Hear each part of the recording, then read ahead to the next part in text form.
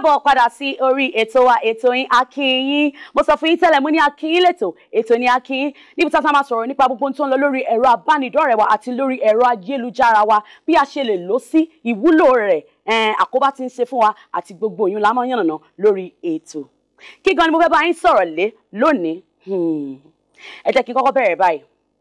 Ọ̀pọ̀ nínú wa la máa ń lo gbogbo àwọn social media ọlọ́kan òjọ̀kan àmọ́ àfilẹ̀ mọ gbogbo ohun tí ó tan mọ́ ìyẹn táwọn olóyìnbó ń pè ní features. Gbogbo àwọn social media yìí lọ́lọ́kan òjọ̀kan ni wọ́n ní features tí ó bá wọn wá. Ẹlòmíì gan máa ní orí Facebook kan lòun fẹ́ wà torí pé kí ni òun ò fẹ́ mọ tí gbogbo àwọn other social media tí wọ́n tan mọ́. Dádì mọ́mì irọ́ lẹ pa ò torí pé kí ni ó ní àwọn social media kan tí ó bá yín gbé àwọn iṣẹ́ tẹ̀ ń ṣe lárugẹ. Ẹ fẹ́ mọ̀ nípa ẹ̀ ó dáa ẹ jẹ́ kí n kọ́kọ́ yànnàná wọn lọ́lọ́kan òjọ̀kan náà. Ìwúlò Facebook yàtọ̀ sí ìwúlò Instagram. Ìwúlò Instagram náà ó tún yàtọ̀ sí kíni ìwúlò Twitter. Ìwúlò Twitter tá à ń sọ ó tún yàtọ̀ sí ìwúlò Skype. Ẹ jẹ́ kí n kọ́kọ́ bẹ̀rẹ̀ pẹ̀lú Facebook so that àwọn tí wọ́n wà nílé tí wọ́n ṣẹ̀ṣẹ̀ fẹ́ bẹ̀rẹ̀ sí mọ́ gbé igbá social media tí wọ́n tiẹ̀ mọ̀ nǹkan kan nípa ẹ̀ wọ́n mọ ohun tí ó wúlò fún àti ẹ̀yà tí ó bá wọn dé lọ́lọ́kan òjọ̀kan. Ẹ jẹ́ kí n kọ́kọ́ mú Facebook náà. A kàn ń pariwo Facebook lọ́tún à ń pariwo Facebook lọ́sì ní gbogbo social media pátá náà láti ń ṣe ìbánidọ́rẹ̀ẹ́. Bẹ́ẹ̀ ni àǹfààní social media náà ni ìbánidọ́rẹ̀ẹ́ lọ́lọ́kan òjọ̀kan àmọ́ wọ́n dá dúró wọ́n ní ẹ̀yà ara tó pé dáadáa. First of all ẹ jẹ́ ká mú Facebook. Making of friends náà ni Facebook wà fún long lost friends àwọn ọ̀rẹ́ tẹ́ pé a ò rí lọ́jọ́ pípẹ́ tí a bá rí face wọn lórí Facebook a sọ Ṣadé rè Bímbọ́ rè ẹ máa confirm wọn ẹlòmíì máa send ní friend request been a long time and all that gbogbo àwọn ìpàdé lọ́lọ́kan òjọ̀kan tí a ti miss ẹlòmíì ti lọ sí secondary school for a long time ó ti graduate kò rí ọ̀rẹ́ ẹ̀ mọ́ ẹ wò orí Facebook wà fún yín o tẹ́ bá ṣáà ti lọ tẹ́ ti ń lọ lọ́lọ́kan òjọ̀kan numbers yẹn ṣáà máa switch ẹ̀ one way or the other ẹ máa ṣe alábàápàdé ọ̀rẹ́ yín.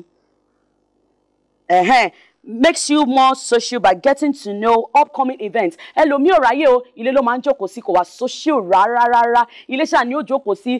pàtí àdúgbò ẹ mọ́ bínú nìkan ló wọ́n nípa ẹ̀ àmọ́ ẹni tó bá wà social dáadáa tó bá nífẹ̀ẹ́ sí kó máa jáde kó bá nífẹ̀ẹ́ láti máa make more friends orí Facebook kí a lè ṣe oríṣiríṣi torí pé kí ni gbogbo nǹkan tó ń trend pátápátá àwọn pàtí tó ń ṣẹlẹ̀ lọ́kànjọ̀kan náà máa jù sí wa ẹlòmíì máa ní pé come and play a particular game wọ́n lè ní come and play Candy Crush.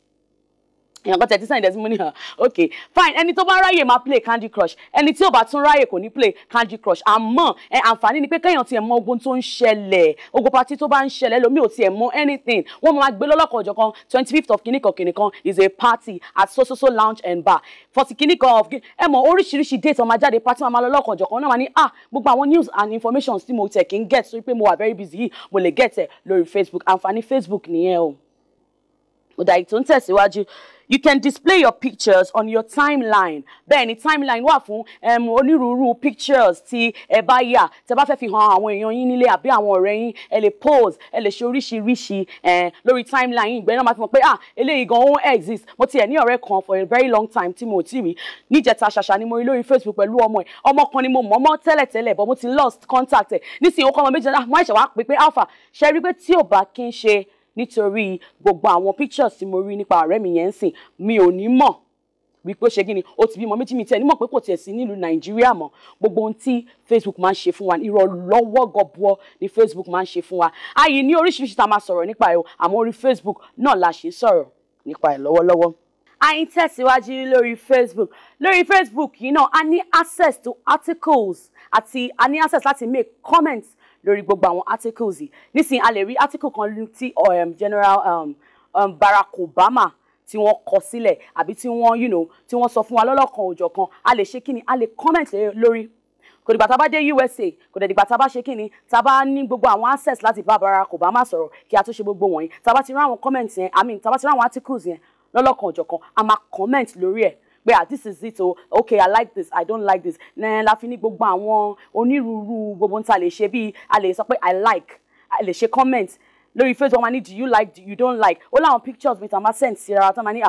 do you like this picture tó bá like ẹ ó fi síbẹ̀ bó bá sì like ẹ ó pẹnu mọ́ àbí kó mú ọwọ́ rẹ kó switch ẹ lọ sí ibòmíì gbogbo àwọn àǹfààní pátápátá òun ló péré sí orí Facebook. With the like button you can comment on whatever it is your friends posted. Mo ti sọ fún yín tẹ́lẹ̀ tẹ́lẹ̀, gbogbo àwọn nǹkan tẹ́ bá nífẹ̀ẹ́ sí ẹ lè, ẹ lè like